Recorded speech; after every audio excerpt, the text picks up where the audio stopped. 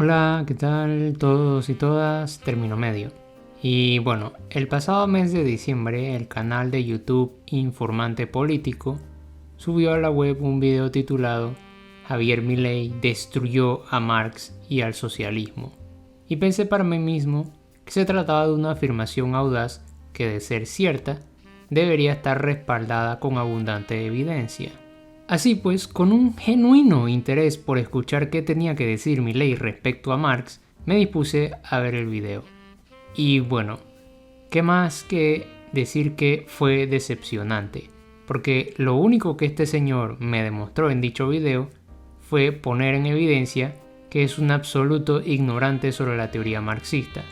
Pero como no pienso hacer un video de 2 horas desmenuzando cada tontería que suelta este señor, porque como ya he dicho en Twitter, no pienso hacer video respuestas por un buen tiempo, quiero centrarme en un punto clave que para mí demuestra con absoluta claridad la deshonestidad de este pseudointelectual y, como añadido, la deshonestidad del economista de la secta austríaca Ludwig von Mises, pues Milei solo estaría parafraseando las palabras de Mises respecto a la teoría marxista.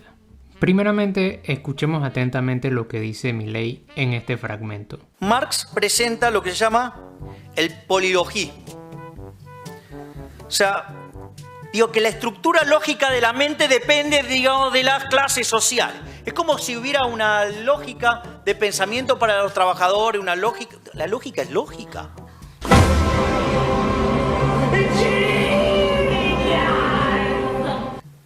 Digo, esto se parece a las discusiones, digamos, cuando a mí me ha tocado discutir con feministas.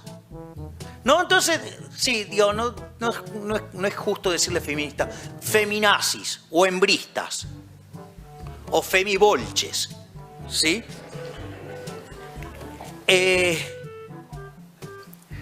Digamos, usted le está explicando que 2 más 2 es 4 y que está diciendo que es 500 y está mal. Entonces uno lo acusan de machista. No, digamos, soy mujer, no me podés criticar y decirme que estás mal. O sea, una locura. Pero todo eso es que marxismo cultural.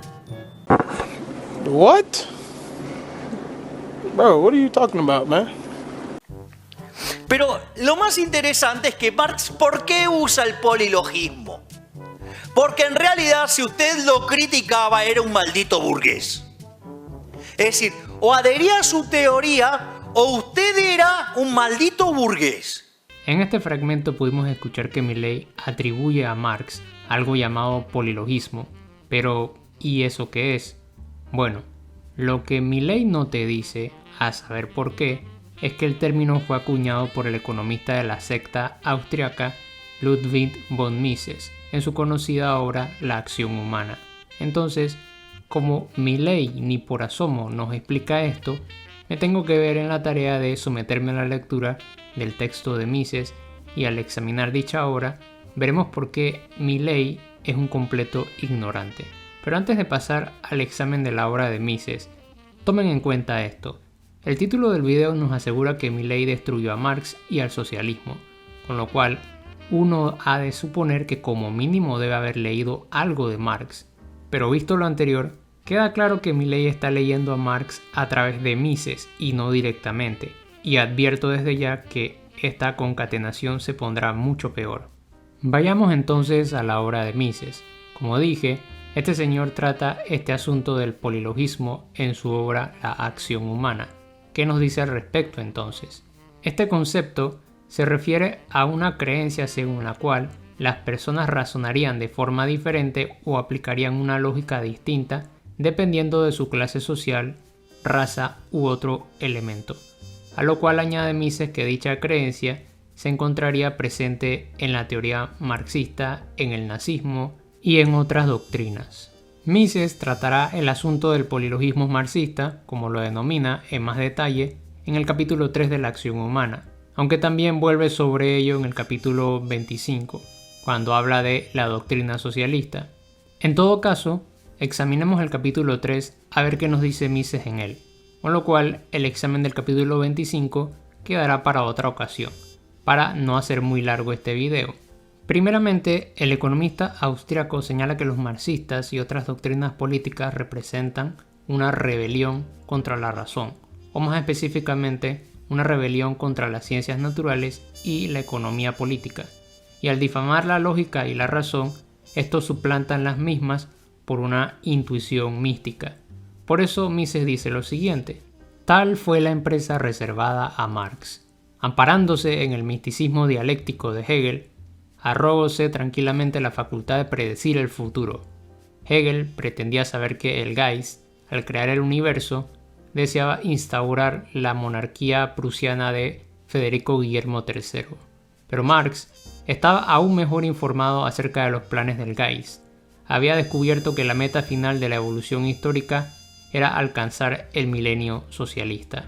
Para poder abrogarse este poder, dice Mises, Marx encontró la solución en señalar que la razón humana, de la cual se valen los economistas como él o los clásicos, es incapaz de encontrar la verdad. Y la razón de ello es porque la lógica interna de cada individuo, según Marx y los marxistas, dice Mises, sería diferente dependiendo de la clase social a la que pertenece, con lo cual la razón burguesa no es la misma que la razón del proletario.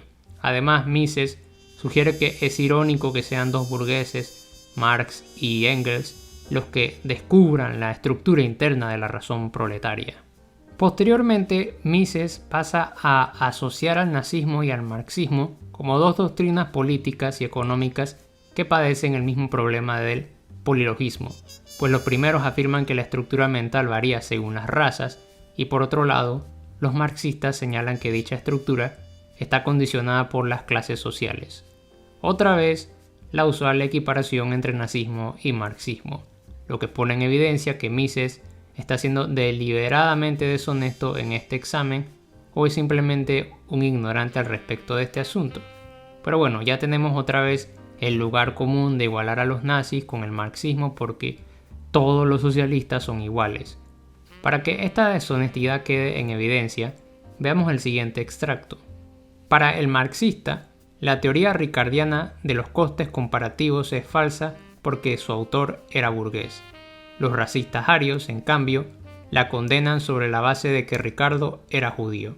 Ahora, uno pensaría que esta afirmación gratuita, como las muchas que hay en este texto, debería estar acompañada con una nota a pie de página, o quizás una cita, o algún tipo de evidencia que demuestre que la crítica de Marx a David Ricardo se sostenía sobre el mero hecho de que este era un burgués.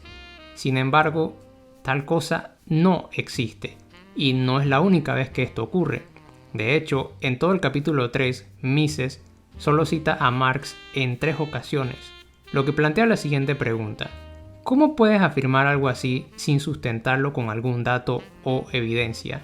Así pues, veamos qué es lo que realmente dice Marx sobre Ricardo, y no solo nos limitemos a aceptar lo que afirma Mises sobre este asunto.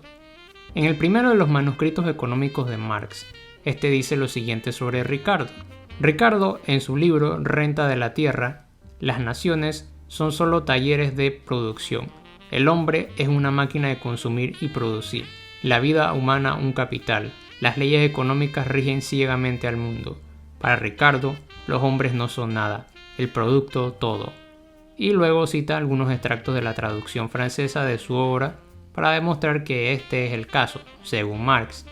Pero fuera de que estemos de acuerdo o no con este examen de Marx respecto a la obra ricardiana, ¿en qué momento el autor del Capital ha descartado el pensamiento de Ricardo solo sobre la base de que este es un burgués? También podemos encontrar en el tomo 1 del Capital críticas a la teoría ricardiana. Por ejemplo, en el primer capítulo de este texto hay varias notas a pie de página en donde Marx analiza la teoría ricardiana. Cito una de estas: la insuficiencia del análisis de Ricardo sobre la magnitud del valor y su análisis es, con mucho, el mejor. Aparecerá a partir de los libros 3 y 4 de esta obra.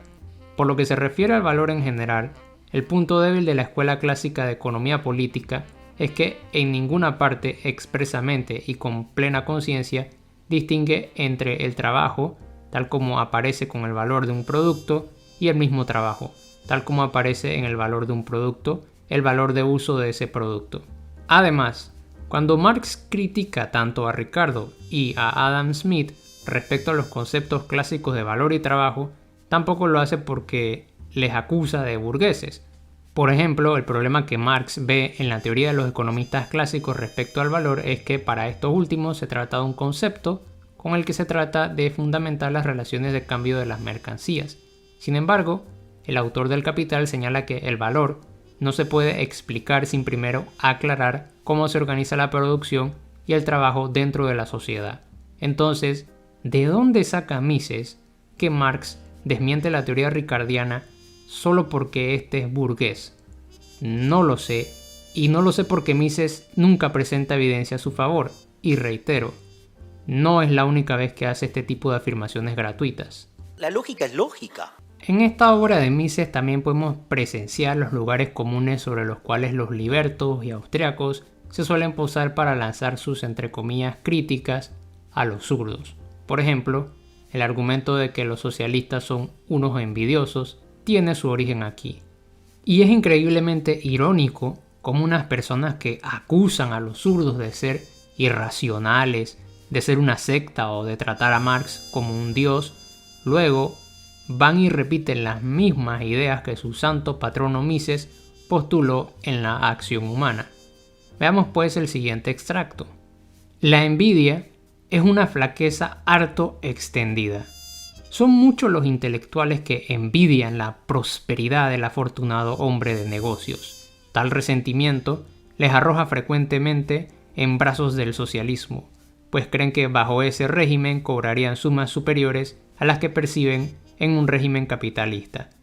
Y nuevamente, la evidencia para sustentar esto brilla por su ausencia, pues se trata de un prejuicio extendido entre la mayoría de los libertos y austriacos, el cual repiten incansablemente. En todo caso, la sección que más nos interesa es la tercera, pues allí Mises trata puntualmente el polilogismo marxista, así que veamos qué nos dice al respecto. Como dije, esta obra de Mises está cargada de afirmaciones gratuitas y además, en esta sección en particular del capítulo 3, en la que pretende desmontar el polilogismo de Marx, solo cita en 3 ocasiones al autor del Capital. Primeramente, Mises empieza explicando qué entiende Marx o el marxismo por ideología, sobre lo que dice lo siguiente. Por ideología, el marxista entiende una doctrina que, si bien resulta incorrecta analizada a la luz de la auténtica lógica proletaria, beneficia a los egoístas intereses de la clase que la formula. Aquí vemos una articulación deshonesta por parte del economista austriaco. Ahora con respecto al concepto de ideología de Marx, porque la crítica a la ideología que realiza Marx no se hace desde una lógica proletaria, tal y como afirma Mises. La cuestión es que Marx describe lo ideológico como un proceso de inversión semejante a la producción de imágenes visuales, con lo cual se enfatiza el hecho de que las producciones ideológicas interrumpen nuestra experiencia de lo real. En la ideología alemana, él emplea la metáfora de la producción de imágenes para explicar este asunto, y dice lo siguiente: y si en toda la ideología y sus relaciones los hombres aparecen invertidos como en una cámara oscura, este fenómeno responde a su proceso histórico de vida, como la inversión de los objetos al proyectarse sobre la retina responde a su proceso de vida directamente físico. Visto lo anterior, lo que Marx nos está planteando es que detrás de los entre comillas hechos de los que parte la economía política clásica no son más que inversiones en las que se revela una pérdida del ser o esencia genérica del trabajo humano. Así pues, la ideología en última instancia impide interpretar el trabajo dentro del orden capitalista como alienado o enajenado. Por ende, para Marx no sería lo mismo el ser genérico del hombre y el trabajo humano realizado dentro del orden capitalista. Es claro que lo primero representa el carácter de la especie humana como totalidad, porque se trata de esa capacidad innata del humano que le permite transformar la materia en objetos que satisfacen necesidades básicas como el alimento. En cambio, lo que produce el trabajador dentro del orden capitalista es un objeto mercancía que es exterior a este, que le resulta extraño y que adquiere frente a él una cierta independencia, aparte de que también es una actividad que esconde la relación desigual entre el trabajador asalariado y el dueño de los medios de producción. El punto es que en ningún momento se parte de una lógica proletaria para afirmar esto. En lo único que Mises acierta es que la ideología, según Marx, sí obedece a los intereses particulares de la clase dominante y que por ende produce una conciencia deformada y oscurecida de la realidad sobre la clase oprimida. En fin, nuevamente se evidencia la deshonestidad de Mises. ¡Qué sorpresa!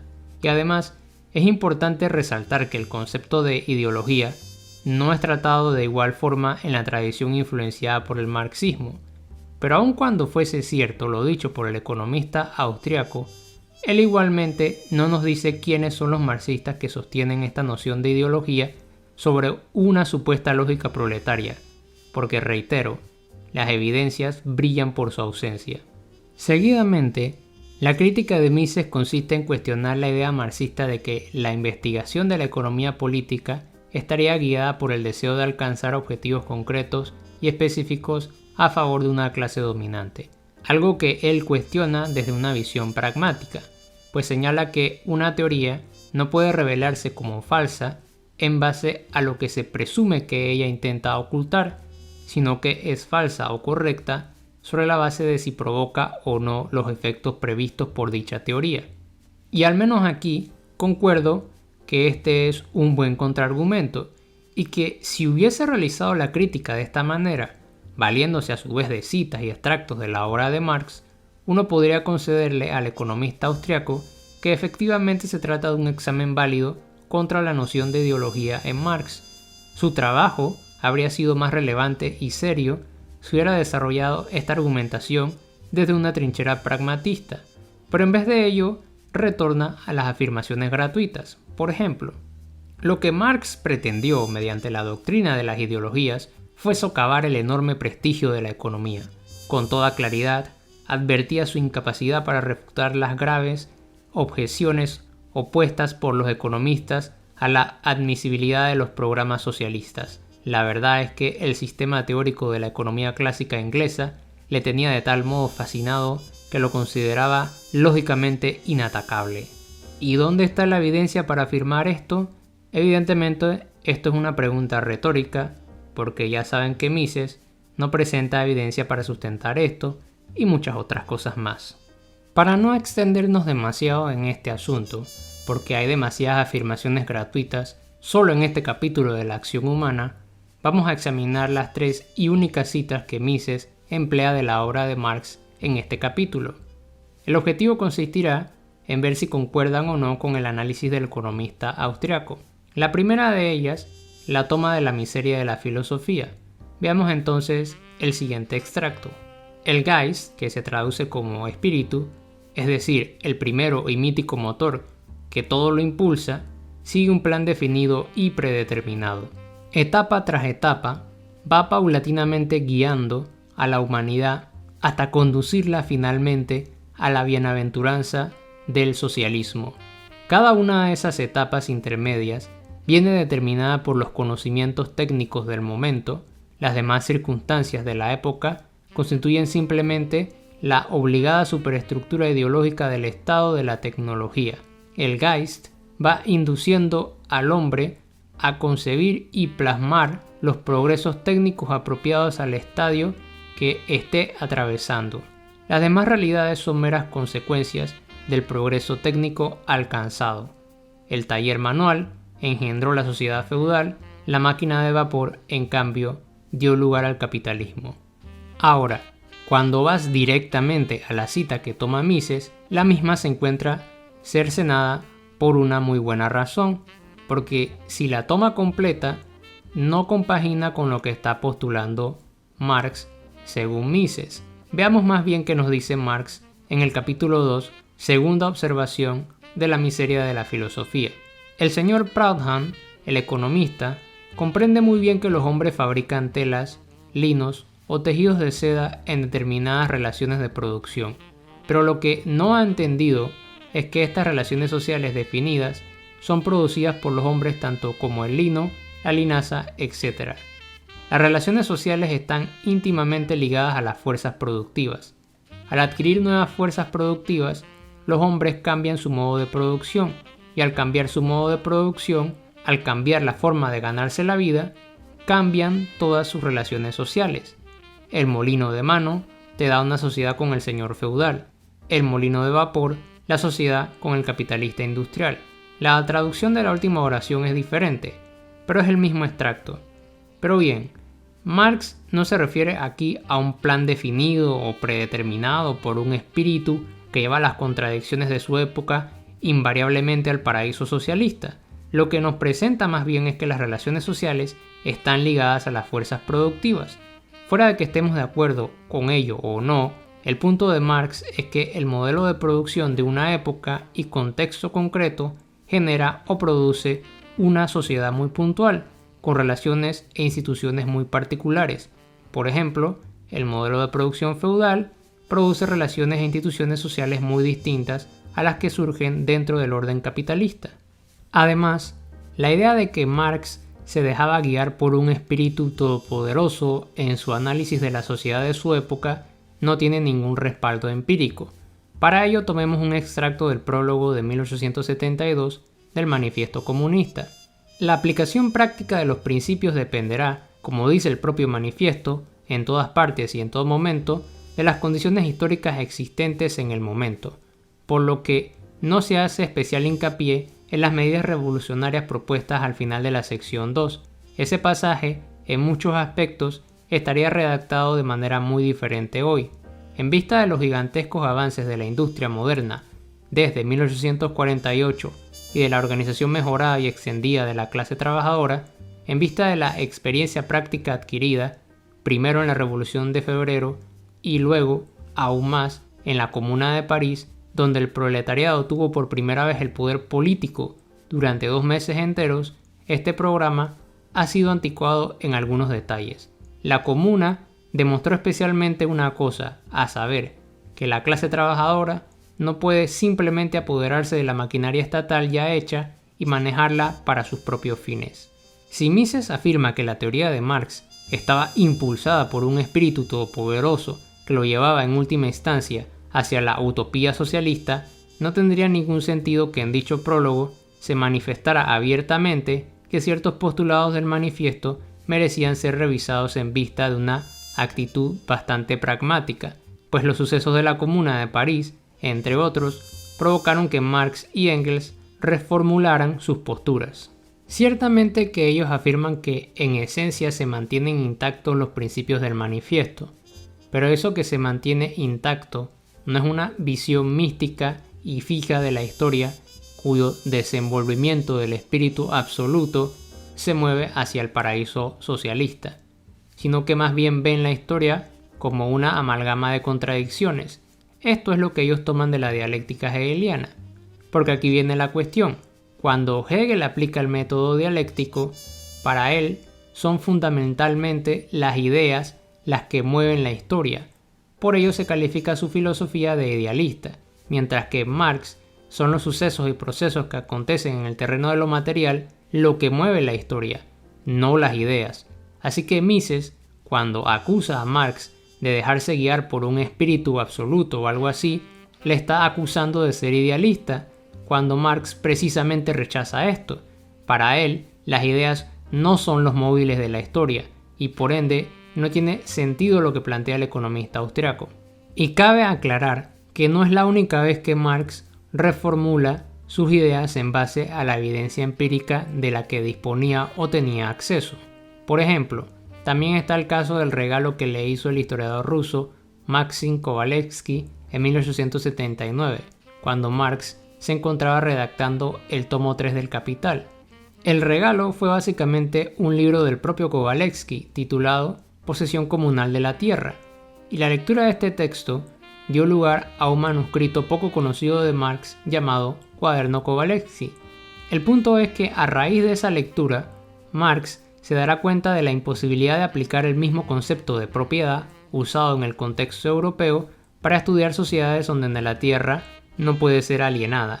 La obra de Kovalevsky brinda evidencia de algunas intuiciones que ya Marx poseía previamente, y de hecho, Marx va más allá que su colega ruso, pues por ejemplo, él rechaza las intenciones de Kovalevsky de aplicar la teoría del feudalismo europeo al desarrollo histórico de la India. Entonces, pregunto yo, ¿es esta la actitud de un místico que se siente guiado por un poder sobrenatural? ¿O más bien es la actitud de un científico que cambia o reevalúa sus posturas sobre la base de nueva evidencia que llega a sus manos? Pues de momento, ya tenemos el primer strike contra Mises, así que pasemos a la segunda mención de Marx, la cual el economista austriaco toma del Capital tomo 1. Veamos ahora el siguiente extracto de la obra de Mises, que dice así: se trata de una doctrina puramente mística, apoyada tan solo en la conocida dialéctica hegeliana. La propiedad capitalista es la primera negación de la propiedad individual, por lo que originará, con la inexorabilidad de una ley de la naturaleza, su propia negación, dando entonces paso a la propiedad pública de los medios de producción. Al final de esta afirmación, Mises pone como evidencia de este punto una cita del Capital tomo 1. Aquí es difícil saber con exactitud qué está tomando Mises de la obra de Marx para justificar la afirmación previa, ya que a pesar de que ofrece las páginas concretas en la nota a pie de página, el economista austriaco está empleando una versión alemana del Capital a la cual no tenemos acceso. Ahora, es cierto que al lado se señala la versión en español que un hispanohablante podría revisar, que es la traducción del Fondo de Cultura Económica, pero al no contar ni siquiera con esta versión, no es posible ubicar con exactitud lo que Mises emplea como su, entre comillas, evidencia para este caso. Entonces, ¿cómo podemos saber que la interpretación de Mises se acopla a lo que supuestamente éste encontró en el Capital? No podemos saberlo con exactitud, sin tener a mano la misma edición que éste emplea, o como mínimo, la traducción del Fondo de Cultura Económica, para así poder verificar las páginas exactas que éste señala, con lo cual la única opción que nos queda disponible consiste en especular. Y mi especulación no me lleva al Capital, sino al Manifiesto Comunista, en donde Marx señala que la característica distintiva del comunismo es la abolición de la propiedad burguesa y de cómo la clase proletaria debe hacerse con los medios de producción. Quizás también se alude a esto en el programa de Gotha, pero en cuanto a lo que es la propiedad dentro de la obra magna de Marx, su estudio se enfoca en indagar concretamente las características y naturaleza de la propiedad burguesa. Ejemplo de ello lo observamos en la siguiente cita. El sistema capitalista presupone la completa separación de los trabajadores de toda propiedad en los medios por los cuales puedan realizar su trabajo. Tan pronto como la producción capitalista está una vez sobre sus propias piernas, no solo mantiene esta separación, sino que la reproduce en una escala que se extiende continuamente. El proceso, por tanto, que allana el camino al sistema capitalista no puede ser otro que el proceso que sustrae al trabajador la posesión de sus medios de producción, un proceso que transforma, por un lado, los medios sociales de subsistencia y de producción en capital, por el otro, los productores inmediatos en trabajadores asalariados. La llamada acumulación primitiva, por tanto, no es otra cosa que el proceso histórico de divorciarse del productor de los medios de producción. Aparece como primitivo porque forma la etapa prehistórica del capital y del modo de producción que le corresponde. Así que no entiendo cómo es que Mises saca esas conclusiones que vimos previamente, pero podemos presuponer en base a los precedentes vistos hasta ahora que Mises no está siendo honesto en su examen de la obra de Marx. Finalmente, tenemos la última mención a la obra de Marx. Esta vez se trata del Manifiesto Comunista. Veamos cuál es el argumento de Mises. Admitamos, en gracia al argumento, que todas las doctrinas que el sujeto ingenia tienden invariablemente a favorecer sus intereses personales. Pero, ¿es que el interés individual coincide siempre con el de la clase?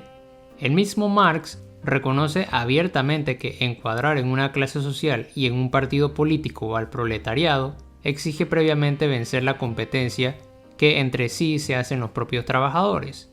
Antes de pasar a la relación de esta cita con el Manifiesto Comunista, quiero resaltar algo que me llamó mucho la atención, y es que cuando Mises define ideología en términos marxistas, al inicio de la sección 3 del capítulo 3 de su acción humana, Él mismo señala que la ideología es una doctrina que sirve a los intereses de la clase que la formula. Pero nótese ahora cómo cambia la argumentación y habla de la ideología, supuestamente aún en términos marxistas, como una doctrina que sirve al interés individual, cuando Marx, como vimos antes, nunca habla de interés individual cuando se refiere a la ideología. Fuera de que estemos de acuerdo o no con Marx en su definición de ideología, es preciso señalar que una doctrina ideológica en el sentido marxista solo intenta en última instancia justificar el modo de producción de su época y las instituciones y relaciones sociales que la acompañan. De repente podemos hacer la concesión de que Mises estaría realizando la observación de que, por ejemplo, un economista que plantea su doctrina puede tener un interés personal muy puntual, pero el mismo no necesariamente concuerde con los intereses de su clase. Pero dejemos esto de lado por ahora y pasemos a la cita del manifiesto. En cuanto a la cita a la que alude Mises del manifiesto, afortunadamente esta vez el economista austríaco nos señala específicamente el capítulo concreto de donde extrae su evidencia, y esto nos permite identificar con mayor exactitud lo que Mises estaría parafraseando de la obra de Marx, y se trata de una oración dentro de la sección primera del manifiesto, que dice así: esta organización de los proletarios en una clase y, por consiguiente, en un partido político, se ve constantemente alterada por la competencia entre los propios trabajadores. Ahora, yo no sé si fue intencional o si es pura ignorancia, pero el párrafo no está completo, y este dice seguidamente así: pero siempre se levanta de nuevo más fuerte, más firme, más poderosa, obliga al reconocimiento legislativo de los intereses particulares de los trabajadores, aprovechando las divisiones entre la propia burguesía. Así, se llevó a cabo la fractura de las 10 horas en Inglaterra. Ciertamente Marx se refiere a que la organización de la clase trabajadora se ve frenada por una competencia entre estos, pero seguidamente este indica que ésta vuelve a levantarse más fuerte y firme que antes, lo que provoca que eventualmente el Estado legisle a su favor. Estemos de acuerdo o no con Marx, lo que describe en esta sección es que la historia está marcada por una contradicción muy puntual. Esta es la lucha de clases sociales. Y lo que hace el autor del Capital es describir la contradicción que acontece en su época, la lucha del proletariado y la burguesía, y cómo esta última, en miras de mantener su control sobre los medios de producción, debe conceder ciertas condiciones que permiten la subsistencia de los oprimidos, pero al hacer esto, también le están dando las herramientas para que eventualmente el proletariado triunfe sobre la burguesía. Por ello, al final de esta sección Marx dice esto: lo que produce, pues, la burguesía, sobre todo, son sus propios sepultureros. Su caída y la victoria del proletariado son igualmente inevitables. Así que nuevamente, Mises nos está brindando una información distorsionada. Pero aquí se presenta además una resolución de lo que habíamos visto previamente con el tema del interés individual. Y es que Mises había indicado antes que los intereses individuales no pueden encuadrarse en las filas de un partido o clase si es que primero no se da solución a la competencia entre los miembros de una clase.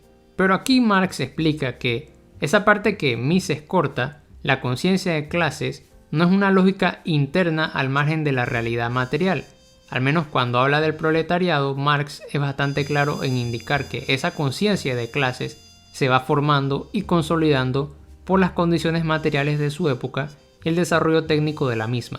Y podemos inferir que esto mismo ocurre con la burguesía, porque incluso en ella Marx reconoce una competencia que les permite consolidarse como una clase homogénea. En el propio manifiesto se dice esto al respecto. Los estratos inferiores de la clase media, los pequeños comerciantes, tenderos y comerciantes jubilados en general, los artesanos y los campesinos, se sumergen gradualmente en el proletariado, en parte porque su diminuto capital no alcanza para la escala en que se lleva a cabo la industria moderna, y se ve inmerso en la competencia con los grandes capitalistas, en parte porque su habilidad especializada se vuelve inútil por los nuevos métodos de producción. Así, el proletariado se recluta de todas las clases de la población. O también en la siguiente cita, que es un poco más evidente, la creciente competencia entre los burgueses y las consiguientes crisis comerciales hacen que los salarios de los trabajadores fluctúen cada vez más. La cuestión es que esta competencia entre trabajadores y entre los propios burgueses, indica Marx, los obliga a consolidarse como clases homogéneas. Esto también termina de enterrar la estupidez de la lógica proletaria, porque visto lo anterior, no tiene sentido pensar en una esencia proletaria a priori en Marx, sino que por el contrario, esta se consolida a posteriori, nuevamente gracias a las condiciones materiales de la época y el desarrollo de la industria. Por eso es que incluso antes de presentar las recomendaciones que Marx y Engels ofrecen en la sección 2 del manifiesto, estos señalan que las acciones que las organizaciones proletarias lleven a cabo puede variar dependiendo de cada nación. Este tipo de planteamiento no solo se halla en el manifiesto, lo podemos ver por ejemplo en el 18 Brumario de Luis Napoleón, donde Marx dice esto en el capítulo 1. Las revoluciones proletarias, como las del siglo XIX, se autocritican constantemente, se interrumpen constantemente en su propio curso, vuelven a lo aparentemente realizado, para empezar de nuevo, se burlan con crueldad de las medidas a medias, de las debilidades y de la mezquindad de sus primeros intentos. Parecen derribar a sus oponentes solo para que estos saquen nuevas fuerzas de la tierra y se levanten ante ellos más gigantes que nunca. Retroceden constantemente ante la indefinida enormidad de sus propios objetivos hasta que se crea una situación que hace imposible todo regreso. Hay otra cuestión que Mises menciona y que me resulta muy curiosa, cito: la afirmación según la cual a todo el proletariado le conviene la sustitución del capitalismo por el socialismo no es más que un arbitrio postulado que Marx y los restantes autores socialistas proclaman intuitivamente, pero que jamás prueban de manera convincente.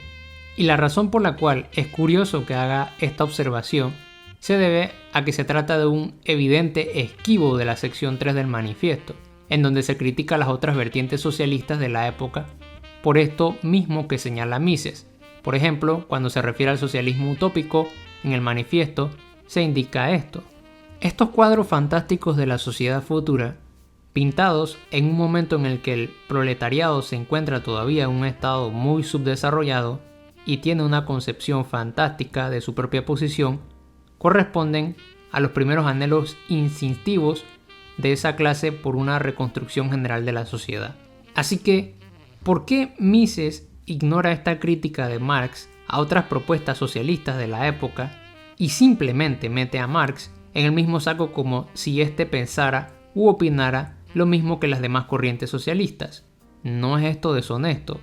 Además, asumiendo que Mises solo se está refiriendo a la primera sección del manifiesto cuando lanza toda esta diatriba, tampoco es cierto que en la primera sección del manifiesto se afirme que, entre comillas, la idea socialista ha sido arbitrada por la mente proletaria. Son sus palabras exactas, pero como ya se indicó, lo que esta sección nos presenta es la idea de que la burguesía está dotando al proletariado con las herramientas que permitirán a estos últimos suplantarlos. Así que ni idea de dónde saca que la idea socialista sea circunscrita en la lógica o la mente proletaria. Cabe resaltar que hay algunas críticas que son un pelín más justas, como cuando Mises señala que es difícil que la burguesía se articule como una clase homogénea, en tanto que varían las leyes, regulaciones e instituciones de cada nación, pues esto puede afectar a algunas industrias y favorecer a otras, y con ello limitar la posibilidad de que los burgueses sumen esfuerzos cuando cada uno lo que busca es su propio beneficio. El problema que veo en Mises es que toma la posición extrema a la marxista. Mientras que Marx ve a la clase como homogénea, Mises la ve como absolutamente heterogénea, es decir, como individuos separados unos de otros, islas que solo buscan su beneficio personal y que no parecen tener ningún interés por organizarse o juntarse, con la diferencia de que Marx hace la acotación de que esa cualidad homogénea no es intrínseca a la burguesía o al proletariado, sino que es algo que se va consolidando en virtud de los factores y procesos históricos de una época concreta. El caso es que la evidencia histórica y empírica muestra que la visión de Mises es absurda o como mínimo débil, ya que los empresarios sí se unen en conglomerados, o por pura competencia, dentro del orden capitalista, unas empresas terminan absorbiendo a otras y convirtiéndose en monopolios, y encima de ello compran el favor de instituciones y gobiernos para que legislen a su favor. Prueba de ello son los famosos trusts estadounidenses del siglo XIX. Pero fuera de esto y de la breve observación que no desarrolla desde el pragmatismo sobre el concepto de ideología de Marx, el texto de Mises sigue creciendo en afirmaciones gratuitas como estas. Es inútil discutir con místicos y videntes. Basan estos sus afirmaciones en la intuición y jamás están dispuestos a someter sus posiciones a la dura prueba del análisis racional. Aseguran los marxistas que una voz interior les informa de los planes de la historia. O también, los marxistas consideran errónea toda doctrina cuyo autor no sea de origen proletario. Mises, por supuesto, olvida las veces que Marx elogió los descubrimientos y aportes hechos a la ciencia económica por Smith y Ricardo. Pero bueno, creo yo que hasta aquí ha sido suficiente. Conclusión: visto lo anterior, me resulta muy claro que Mises no está luchando directamente con Marx, sino que se ha creado un hombre de paja al que le ha puesto una careta de Marx y sobre el cual ha proyectado una serie de acusaciones, delirios y posturas, que al someterlas a examen no resisten la evidencia empírica en su contra. Mises, que pudo haber presentado una crítica al concepto de ideología o de clase de Marx de una forma más honesta y valiéndose de un extenso número de citas, extractos y bibliografía marxista para acompañar su estudio, no solo 3 citas, decide en vez de ello construir un hombre de paja al cual atacar y que no es capaz de defenderse. Y es este hombre de paja el que Milley, a través de los ojos de Mises, supuestamente ha destruido. Pero Milley no ha destruido nada, más bien lo que puso en evidencia fue su absoluta ignorancia de la obra de Marx, sobre el cual éste le adjudica la noción de polilogismo solo porque Mises se la impuso a Marx. Seguramente luego de todo lo anterior, algún miembro de la irracional secta que adora y trata a Milley como un dios absoluto, todopoderoso y que nunca se equivoca en nada, me dirá que los, entre comillas, zurdos también leen a Marx a través de los ojos de otros autores. Y puedo conceder que ciertamente esto ocurre, que en muchas instancias uno no lee directamente la obra de Marx, pero hay un pequeño e insignificante detalle que los miembros de esta irracional secta pasan de largo, y es que esos otros autores que leemos para comprender la teoría de Marx han leído y estudiado por años la teoría de Marx. Es decir, son personas que ofrecen cursos, seminarios y escriben sobre la teoría marxista y principalmente leen directamente la obra de Marx, la leen. Entonces, estos autores no son ni por asomo lo mismo que un Milley que en su puta vida ha leído a Marx y que forma sus opiniones al respecto de este en base a lo que dijo Mises, el cual a su vez ni siquiera hace una buena crítica de la teoría marxista, porque a lo que se dedica el economista austriaco es a construir un hombre de paja en la acción humana.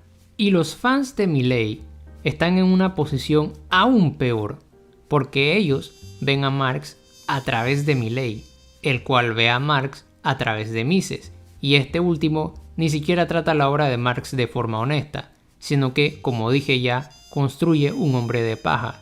Entonces, el título del video está mal. Milley no ha destruido a Marx. Lo que han destruido es un hombre de paja con una máscara de Marx que se inventó Mises en la acción humana. Absolutamente patético. La lógica es lógica. ¡Pero si es imposible que haya una cosa tan tonta como tú en los contornos!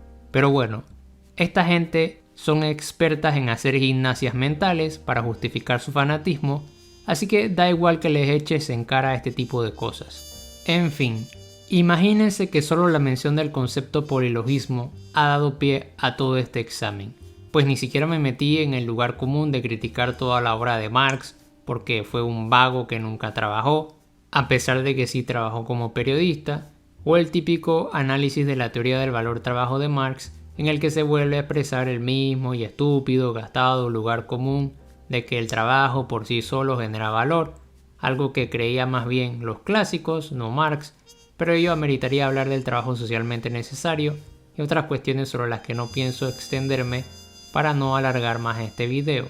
Solo dejaré en la descripción 2 excelentes videos que explican de forma sencilla la teoría del valor-trabajo de Marx, que son el de Diálogo Marxista y el de la paradoja liberal. También les recomiendo mirar el canal de YouTube de El Fundido, que también refuta muchas de las críticas libertarias y liberales hechas a Marx y al marxismo. El punto es que si les interesa conocer en qué consiste la teoría del valor-trabajo o directamente la obra de Marx, no escuchen a Milley, mejor escuchen a gente que ha leído a Marx, o mejor aún, lean directamente a Marx. En fin, eso es todo por ahora. Si te gustó el video, dale un like, compártelo, suscríbete o lo que te plazca. Hasta la próxima.